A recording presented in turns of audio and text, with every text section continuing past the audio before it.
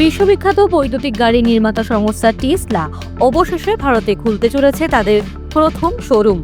Times of ইন্ডিয়ার একটি প্রতিবেদনে উল্লেখ করা হয়েছে যে মুম্বাইয়ের বান্দ্রা কুর্লা কমপ্লেক্সে টেসলা তাদের প্রথম শোরুম খুলবে।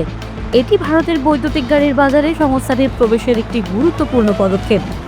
প্রতিবেদনে বলা হয়েছে, টেসলা বিকেসির একটি বাণিজ্যিক ভবনের গ্রাউন্ড ফ্লোরে 4000 বর্গফুটের একটি জায়গা ভাড়া নিয়েছে, যার জন্য প্রতি বর্গফুট অনুযায়ী 900 টাকা ভাড়া দিচ্ছে সংস্থাটি, অর্থাৎ প্রতি মাসে যা প্রায় 35 লক্ষ টাকার কাছাকাছি।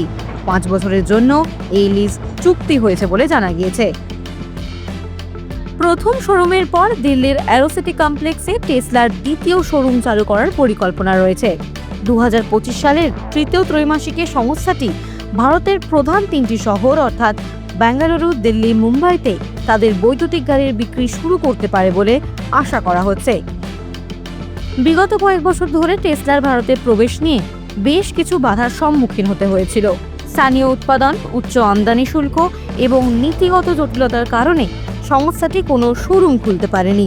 তবে সাম্প্রতিককালে মার্কিন president Donald Trump, Elon Musk এবং ভারতের প্রধানমন্ত্রী নরেন্দ্র মোদীর আলোচনার পর ভারতের বাজারে টেসলার প্রবেশ নিশ্চিত হয়েছে বলেই মনে করা হচ্ছে।